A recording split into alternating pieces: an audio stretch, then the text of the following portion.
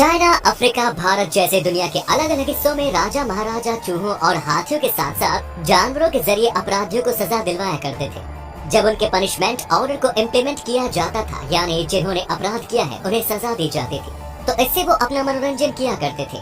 अपराध कई तरह के हो सकते थे। राजतंत्र के अन्याय के खिलाफ आवाज उठाना भी अपराध हो सकता था। प्राचीन ग्रीस में सजा देने का ये तरीका अपनाया डेंजरस है, उतना ही दिल दहला देने वाला भी। इसमें ब्रोंज मेटल का एक बहुत बड़ा सा बैल होता था जो ऊपर यानी अपनी पीठ की तरफ से खुल जाता था। अपराधी को पकड़कर इस बैल के भीतर रख दिया जाता था, फिर नीचे से आग लगा दी जाती थी। अब आप समझ सकते हैं कि भीतर पहुंच चुके इंसान की क्या हालत होती थी।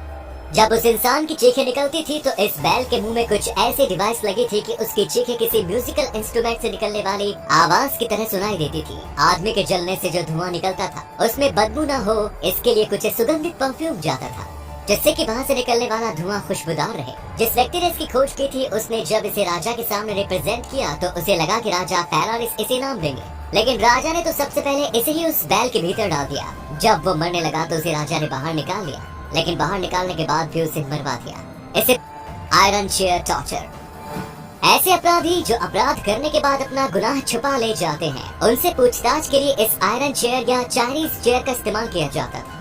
देने का ये तरीका डेंजरस है, उतना ही अमानवीय भी। एक ऐसी कुर्सी थी जिसमें बैठने के साथ साथ पीछे टिककर बैठने जाने के बीच वाली जगह हाथ रखने की जगह पर नुकीले लॉक वाली पीतल की कीलें लगी थी, जिनका साइज छोटा और बड़ा रखा गया था। जब किसी व्यक्ति को पूछताछ के लिए गिरफ्तार करके लाया जाता तो उसे इसी चेयर पर बैठा दिया जाता था। इसके बाद नीचे से आग लगा दी, कीलें गर्म होती और उस आदमी के शरीर को पकाना शुरू कर देती। उसे जब तक बैठा कर रखते थे जब तक कि वो सच्चाई न बता दे। अगर वो व्यक्ति निर्दोष होता था तो उसे छोड़ भी दिया जाता था, लेकिन आप समझ सकते हैं ऐसी एक चेयर में 500 से लेकर 1500 सीटें होती हैं और बैठने के बाद किसी का जिंदा बच पाना बहुत मुश्किल है। Next is milk and honey scepticism. ये सजा पर्शियन एम्पायर में दी जाती थी। 5वीं शताब्दी में पर्शियन एम्पायर में दो भाई आपस में राज सिंहासन के लिए युद्ध लड़ रहे थे। ये घटना 401 बीसी की है, जहां बड़ा भाई ऑरेसिस और छोटा भाई साइरस युद्ध के मैदान में आमने सामने थे।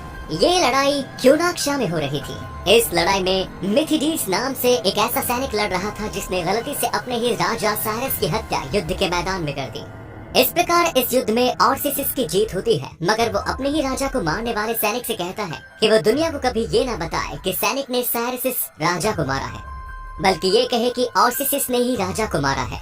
वो सैनिक ऐसा ही करता है, लेकिन एक दिन नशे की हालत में उस सैनिक के मुंह से सच्चाई निकल जाती है और दुनिया को पता चल जाता है कि साइरस को राजा ने नहीं मारा बल्कि उसने खुद ही मारा है। इसके बाद तो उसे सैनिक की शामत आ जाती है। राजा गुस्से में आग बबूला हो जाता है और मैथिडिस को काफिर की सजा देता है। ग्रीक भाषा में इसका मतलब होता है अंदर से खोखला। इस सजा के तहत इस नाव में अपराधी को लटा दिया जाता था और उसके ऊपर से दूसरी नाव ढक दी जाती थी। अपराधी का सिर बाहर होता था, इसके साथ ही उसके दोनों हाथ पांव भी बाहर होते थे और ऊपर वाली नाव अपराधी के ऊपर रख दी जाती थी। ऐसा इसलिए किया जा रहा था कि अपराधी निकलकर भाग न जाए। उसे सूरज की रोशनी में रखा जाता था। इसके बाद अपराधी के शरीर के ऊपर शहद और दूध मिलाकर गिराया जाता था, जिससे उसके शरीर पर मिठास चिपक जाती थी और साथ ही उसे शहद और दूध भी पिलाया जाता था, जिसकी वजह से उसके शरीर से मिठास की गंध फैलने लगती है और कीड़े मकोड़े उसकी तरफ अट्रैक्ट होते हैं। ये मक्खियाँ, कीड़े मकोड़े, चूहे गुनहगार को घेरकर उसके शरीर को खाना शुरू कर देते थे। इस तरह उस व्यक्ति को कई हफ्तों तक दूध और शहद का घोल पिलाकर जिंदा रखा जाता था। इस सजा के बारे में आज से 950 साल पुराने एक किताब प्लूटार्क लाइफ ऑफ आर्थाजेर्स में मिलता है।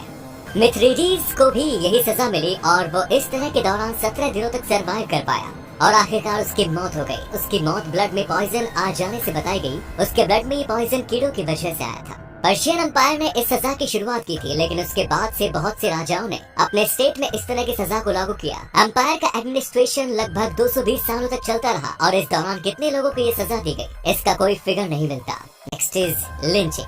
सजा देने का ये तरीका चीन में इस्तेमाल किया जाता था। इसमें अपराधी के शरीर को हजारों बार अलग अलग जगहों पर काटा जाता था, लेकिन उसके शरीर पर ये कट ऊपरी तौर पर लगाए जाते थे। लिंचिंग शब्द 3री शताब्दी की एक किताब जुनसी के 28वें चैप्टर के एक लाइन में इस्तेमाल किया गया। 3 चरणों में दी जाने वाले इस सजा के पहले चरण में गुनहगार को एक सार्वजनिक स्थान पर बांध दिया गया, जिससे कि सभी लोग उसे देख सके। इसके बाद एक धारदार चाकू से उसके शरीर पर धीरे धीरे कट लगाया जाता था।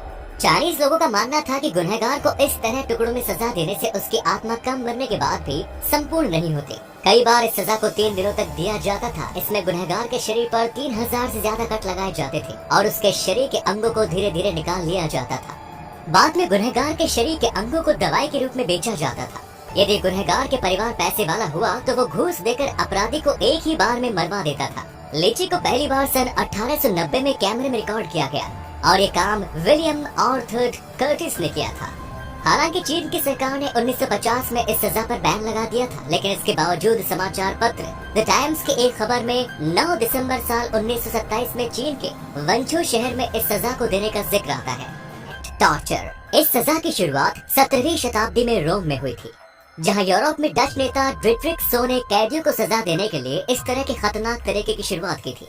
एक ऐसी सजा थी जिसमें चूहे का इस्तेमाल बड़े ही खतरनाक तरीके से किया जाता था। अपराधी को बेंच पर लिटाकर उसके हाथ पांव बांध दिए जाते थे और फिर उसके पीठ के ऊपर एक लोहे का पिंजरा रख दिया जाता था। लोहे के एक पिंजरे में एक चूहा मौजूद होता था और पिंजरे के ऊपर जलती हुई आग का एक बर्तन रख दिया जाता था, जिसकी वजह से पिंजरा गर्म होता था और चूहे को गर्मी लगती थी। ऐसी सिचुएशन में चूहा पिंजरे से निकलकर भागने के लिए आदमी के शरीर को ही कुतरना शुरू कर देता था। नेक्स्ट इज हाथी से कुचलवा देना। इस सजा को सबके सामने दिया जाता था। इसमें प्रशिक्षित हाथी हुआ करते थे जो इशारा मिलते ही गुनहगार को अपने पैरों के नीचे कुचल देते थे। सजा देने का ये तरीका दक्षिण एशिया में श्रीलंका, भारत, इंडोनेशिया जैसे देशों में यूज किया जाता था।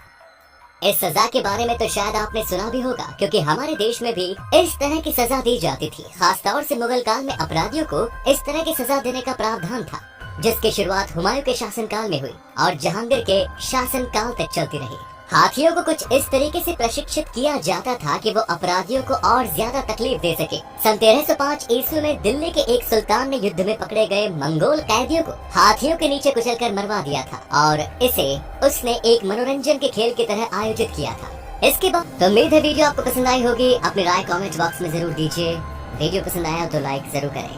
धन्यवाद।